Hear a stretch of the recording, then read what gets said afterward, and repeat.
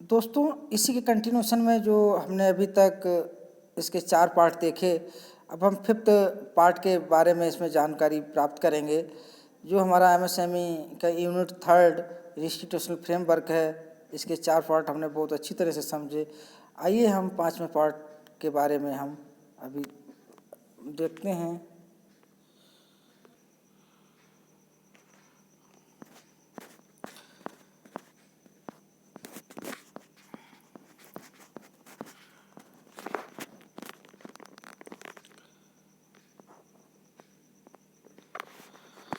अभी तक हमने इसके जो 4 पार्ट जाने, उस 4 पार्टों में हमने जाना कि कौन कौन सी इंस्टीट्यूशंस हैं।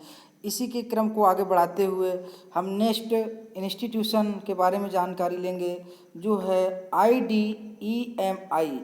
IDEMI, I for institution, institute, for the, D for design, E for electrical, M for measuring और आई फॉर इंस्ट्रूमेंट यानी इंस्ट्रूमेंट। 1969 इसकी जो स्थापना की गई, इसको जो बनाया गया, इसका जो इस्टेब्लिशमेंट हुआ वो 1969 में हुआ। जब जिस साल में, जिस ईयर में क्या हुआ था, ढेर सारी बैंकों का नेशनलाइजेशन हुआ, उसी ईयर में इस संस्था की स्थापना की गई थी। यानी I D for institute for design, EMI, IDEMI, I for institute, for, D for design, E for electronic, M for measuring, I for instrument. यानी institute for design of electrical measuring instrument. 1969 में इसकी स्थापना हुई। इसके आगे अब चलते हैं। TCO की स्थापना हुई, टेक्निकल कंसल्टेंसी ऑर्गेनाइजेशन। ये स्टेट लेवल पे यहाँ पे बात हो रही है कि जो स्टेट लेवल पर TCO की स्थापना की गई। KVIC की स्थापना की गई। खादी ब्लेज इंडस्ट्रीज कॉरपोरेशन। नेक्स्ट इंस्टीट्यूशन जो आपकी है EDII, entrepreneurship development institute of India, entrepreneurship development of India.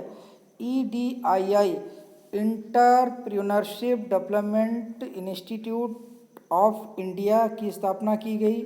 इसकी स्थापना कब की गई थी? 1983 में। 1983 में इसकी स्थापना की गई थी। कब की गई थी इसकी स्थापना? 1983 में। इसकी स्थापना 1983 में की गई थी। किसकी? EDII यानी entrepreneurship development institute of India, जो की संस्था कहाँ है? अहमदाबाद में। कहाँ पे है? अहमदाबाद में है। अब इसकी जो स्थापना की गई थी, इसमें बहुत सी ज्वाइंट वेंचर के रूप में इसकी स्थापना की गई थी। इसमें IDBI, IFCI, ICICI और SBI, इन बैंकों ने मिलकर के इसकी स्थापना करवाई। The government of Gujarat jointly sponsored और कमर्शियल बैंक। इसमें कमर्शियल बैंक वगैरह तो, कमर्शियल बैंक तो अलग चैप्टर है, मतलब अलग इंस्टीट्यूशंस हैं। कहने का मतलब ये है कि जो EDII थी, इसमें IDBI, IFCI, ICICI, SBI and government of Gujarat ने ज्वाइंटली क्या किया? इसकी स्थापना की। Commercial banks, RBI, commercial banks की स्थापना की गई। इसके बाद में हमारी जो संस्थाएं थी, वो हमने विभिन्न, अभी तक जो 4 हमारे पहले के जो पार्ट हो चुके, उसमें भी हमने इंस्टीट्यूशंस के बारे में देखा। और इसमें भी हमने 2-3 इंस्टीट्यूशंस, जैसे कि अभी हमने पढ़ा था इसमें TCO, technical consultancy organisation, institute for the design electrical measuring instrument के बारे में हमने बात की। इसमें KVIC के बारे में बात की, EDII के बारे में बात की। कमर्शियल बैंक्स जो RBI वगैरह भी का एक अपना महत्वपूर्ण योगदान रहता है इसमें। अब इसमें आगे हम देखेंगे कि जो कुछ इसमें क्या है ना कि पेमेंट की कुछ प्रॉब्लम्स रहती हैं। जैसे जो सेलर ने अपना गुड्स दे दिया, किसी इंटरप्राइजेज ने अपना गुड्स बेच दिया, तो बायर क्या है उसको एक्सेप्ट कर लिया गुड्स को, लेकिन वो टाइमली पैसा नहीं दे पाता है, नहीं देता है इंटेंशनली या जैसे भी, तब उस कंडीशन में भी यहाँ पर दिक्कतें आती हैं। तो dispute resolution mechanism for delay payment, तो एमएसएमई में क्या किया गया, जो एमएसएमईडी एक्ट 2006 है, इसके मतलब इसके इसमें एक चैप्टर में इस डिले पेमेंट के बारे में भी बताया गया है कि अगर डिले होता है तो इसका क्या प्रावधान है, क्या इसमें व्यवस्था की गई है, क्या पेनाल्टी पड़ेगी बायर पर, तो उसके बारे में हम यहाँ पर सारांश में, समरी में, संक्षिप्त में जानने की कोशिश करेंगे। अंडर द अमेंडमेंट एक्ट 1998 में interest on delayed payment to provisions under the said act including MSMD act, तो 1998 में इसका अमेंडमेंट हुआ। उसके बाद 2006 में इस एक्ट को लाया गया। उसमें ये बताया गया कि अगर बायर टाइमली पैसा नहीं देता है तो उसको क्या पेनाल्टी है। इसमें एक प्रोविजन है, the buyer shall not exceed 45 days from the date of acceptance और the date of deemed acceptance, यानी कि जो बायर है अगर वो किसी एमएसएमई यानी माइक्रो स्मॉल एंटरप्राइजेज से अगर कोई भी गुड्स खरीदता है तो उस केस में उसको 45 दिन के अंदर विद इन 45 डेज उसको पेमेंट करना होगा। If the buyer fails to payment the amount to be supplier, जिस सप्लायर ने जिस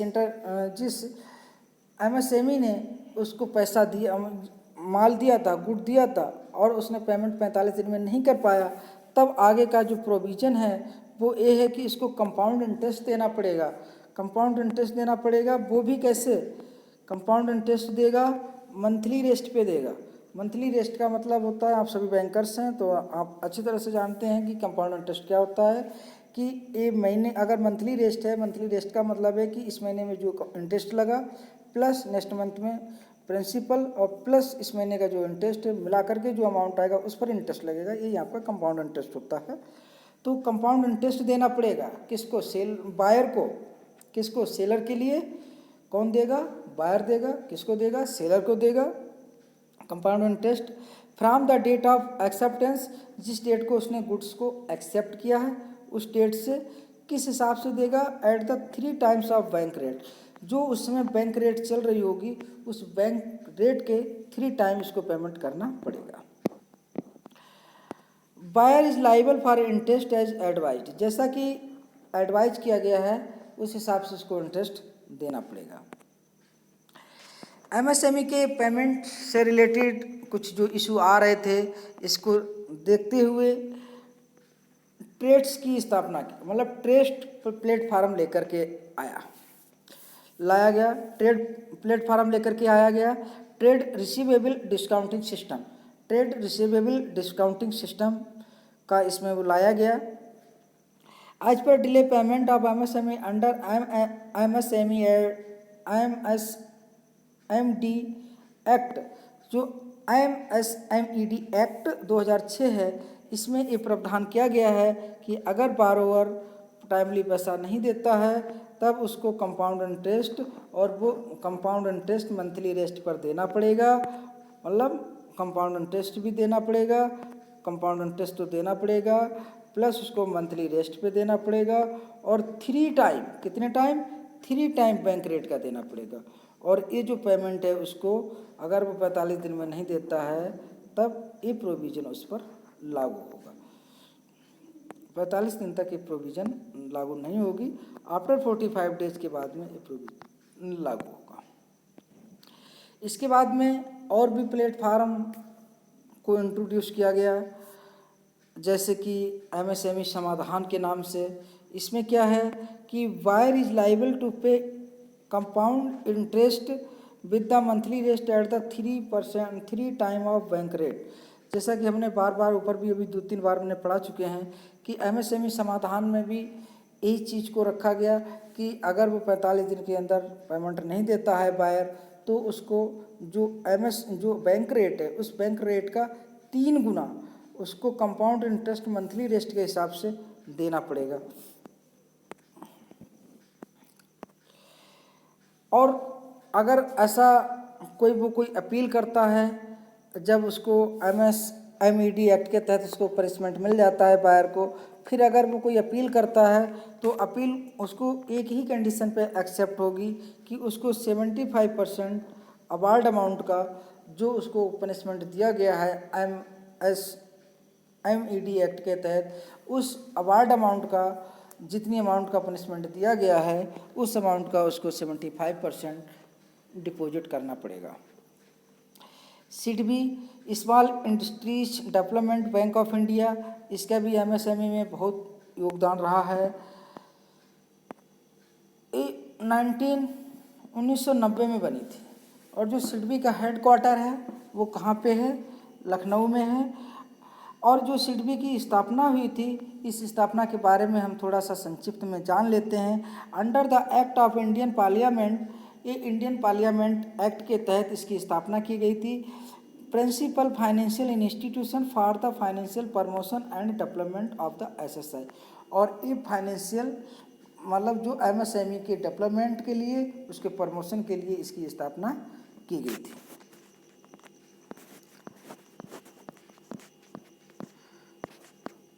थैंक यू दोस्तों, अगर आपको हमारा वीडियो अच्छा लगा हो प्लीज़ इसको लाइक कमेंट शेयर अवश्य करें।